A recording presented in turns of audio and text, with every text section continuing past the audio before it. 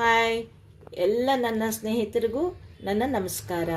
ನಾನು ಯಾರು ಅಂತ ಗೊತ್ತಾಯ್ತಾ ನಿಮಗೆ? ನಾನು ನಾಗಮಣಿ, ನಿಮ್ಮ ಸ್ನೇಹಿತೆ. ಇವತ್ತು ನನ್ನ ಮೊಮ್ಮಗ ಗುಳ್ಪಾವಟೆ ತಿನ್ನಬೇಕು ಅಂತ ಕೇಳ್ತಾ ಇದ್ದಾನೆ. ಗುಳ್ಪಾವಟೆ ಹೇಗಜ್ಜಿ ಮಾಡ್ತಾರೆ, ಏನು ಕೇಸರಿ ಬತ್ತಾ ಅಂತಾನೆ. ಅಲ್ಲ, ಗುಳ್ಪಾವಟೆ ಅಂತಂದರೆ ಗುಳುಮ್ ಅಂತ ನುಂಗೋದು ಅಂತ ನಾ ಹೇಳ್ತಾ ಇದ್ದೆ.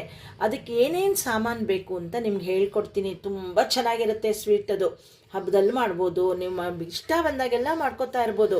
ಅದಕ್ಕೇನು ಬೇಕಾಗಿದೆ ಅಂದರೆ 1 ಕಪ್ ರವೆ ಬೇಕು. ಇದು ಚಿರೋಟಿ ರವೆ, ಇದು ಹುರಿದಿಲ್ಲ, ಹುರ್ಕೋಬೇಕು ನಾವು, ಆಯಿತಾ. ಆಮೇಲೆ ಒಂದು ಸ್ವಲ್ಪ ಒಣದ್ರಾಕ್ಷಿ, ಒಂದು ಸ್ವಲ್ಪ ಬಾದಾಮಿ, ಸ್ವಲ್ಪ ಗೋಡಂಬಿ, ಹಾಗೆ ಒಂದು ಅರ್ಧ ಕಪ್ಪಷ್ಟು ಒಂದು ತುರಿದಿರೋ ಅಂತಹ ಒಣ ಕೊಬ್ಬರಿ. ಮತ್ತು ಇದರಲ್ಲಿ ನಾನು ತುಪ್ಪ ಕಾಯಿಸ್ಕೊತೀನಿ. ಇದರಲ್ಲಿ ಒಂದು ಕಪ್ಪಷ್ಟು ತುಪ್ಪ ಕಾಯಿಸಿರೋದು, ಒಂದು ಅರ್ಧ ಲೋಟ ಹಾಲು, ಒಂದು ಸ್ವಲ್ಪ ಬಿಸಿ ನೀರು, ಹಾಗೆ ಸ್ವಲ್ಪ ಏಲಕ್ಕಿ ಕಟ್ ಮಾಡಿ ಬಿಡಿಸಿಟ್ಕೊಂಡಿದ್ದೀನಿ. ಮತ್ತು ಇದಕ್ಕೆಲ್ಲದಕ್ಕೂ ಇನ್ನೊಂದಿದೆ ಪದಾರ್ಥ, ಅದೇ ಪಚ್ಚ ಕರ್ಪೂರ. ಇದು ಹಾಕಿದ್ರೆ ನೋಡಿ ಗುಳ್ಪಾವಟೆ ಘಮ ಘಮ ಘಮ ಅಂತಿರುತ್ತೆ. ಅದ್ರ ಟೇಸ್ಟು, ಅದ್ರ ಘಮ ಎಲ್ಲ ಸೂಪರಾಗಿ ಅಟ್ರಾಕ್ಷನ್ ಮಾಡ್ತಾ ಇರುತ್ತೆ. ನೀವು ಆರಾಮಾಗಿ ತಿನ್ಬೋದು. ಈಗ ಹೇಗೆ ಮಾಡೋದು ಅಂತ ತೋರಿಸ್ತೀವಿ, ಬರ್ತೀರಾ?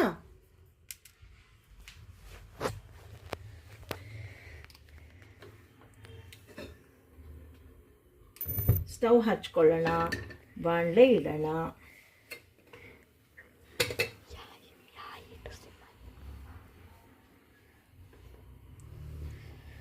ಬಾಣಲೆ ಕಾದ ಮೇಲೆ ಅದಕ್ಕೆ ಸ್ವಲ್ಪ ತುಪ್ಪ ಹಾಕಬೇಕು.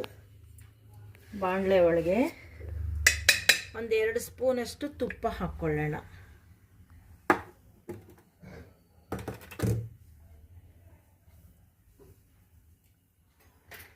ತುಪ್ಪ ಕಾದ್ಮೇಲೆ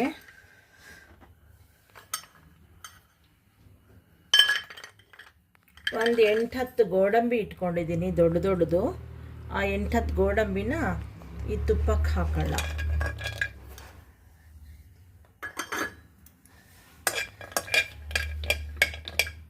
ಸಣ್ಣ ಉರಿನಲ್ಲಿ ಹುರ್ಕೋಬೇಕು, ತುಂಬ ಕಾವು ಬರಬಾರ್ದು. ಸಣ್ಣ ಉರಿನಲ್ಲಿ ಸಿಮ್ಮಿಟ್ಟಲ್ಲಿ ಇಟ್ಕೊಂಡು ಹುರ್ಕೋಬೇಕು.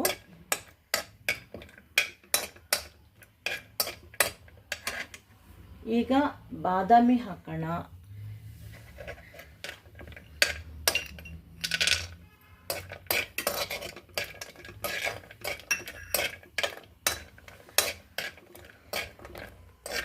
ಇದೆರಡು ಹುರ್ಕೊಂಡಾದ್ಮೇಲೆ ಒಂದು ಕಪ್ಪಲ್ಲಿ ತೆಗೆದಿಟ್ಕೊಂಡ್ಬಿಡೋಣ.